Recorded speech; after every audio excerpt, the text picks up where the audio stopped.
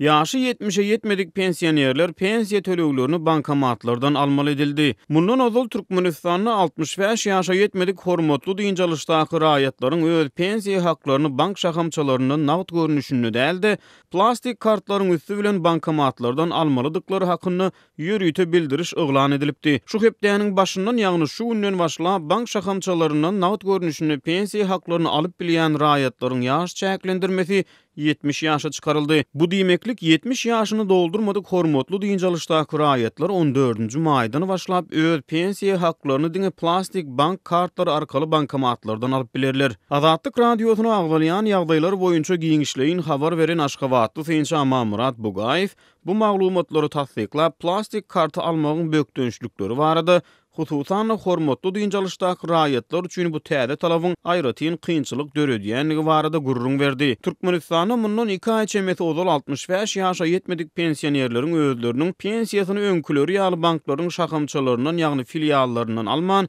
eýsem plastik kartlaryň üstü bilen bankomatlardan alınmalydygy hakyna ýürüýte duýduruş bildiriş oglan edildi banklarda diýip Bugaýew aýtdy. Ol söhbetdeşligiň dowamyny plastik bank kartyny almagyň hysurdylary barada gurrun berip, ilki bankyň ýazga duran ýeriňdäki şahamçatyna baryp şertnama baglaşmalydygyny, soňu bilen bankyň baş edarasyny uzuý nobatlara ýazylmalydygyny, gurrun edilýän nobatlaryň sanynyň köplenç azynyň 200 adama baryp ýetýänligini gurrun berdi. Soňra plastik bank kartyny almak üçin 21 manat 80 tenge töleg tölenýänligini gurrun beren ýerli synçy, bu kynçylyklaryň ýaşly nesil üçin hem de döwletden kömek pullaryny alýan maýyplar üçin ýaş çağaly gelinler üçin kynçylyk döredýänligini aýtdy. Söhbetdeşlikde paýtagy synçy tölegden soň bankyň ýerli şahamçatyna baryp hasaba durmalydygyny, ýa-ni etrawyň sosial üpçünçilik edarasyna da baryp hasaba durmalydygyny sözüniň üstüne goşup gurrun berdi. Bu täze düdüginiň girdilmeginiň sebäpleri barada bank resmiýetleri tarapyndan häzirlikçe anyk maglumat ýa-da düşündürüş berilmeýär. Ýöne Bugaýew adynyň efirde agzalmazlygyny soran käbir ýaşaýjylary we bank resmiýetlerine salgylanyp, bu çäre banklardan pensiya alýanlaryň sanyny azaltmak arkaly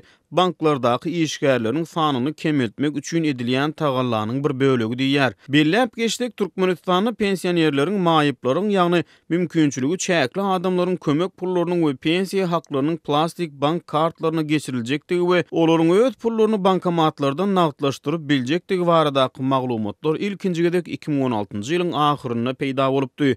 Ýöne şonu pensionerleriň we maýyplaryň köpsi bank hasaplaryny açdyrmakdan ýüze urdular we olar bu hyzmatdan peýdalanmaga mejbur edilmäni diýip Aşgabatlylaryň käbirleri aýdýarlar. Azatlyk radiosynyň ýerli çeşmeleri bilen söhbetdeş bolan pensionerleriň we maýyplaryň ençemesi bankomatlarda köplenç nagd puluň tapdyrmaýanlygyna üntü çekip täze talabyň özleriniň durmuşyny hasda kynlaşdyrjakdygyny aýdýarlar. Türkmenistanyň aýlyk haklaryny pensiya we kömek pullaryny talip haklaryny plastik kartlar arkaly tölemek düzgüniniň girdilenine inni 3 ýyldan gowrak wagt boldy.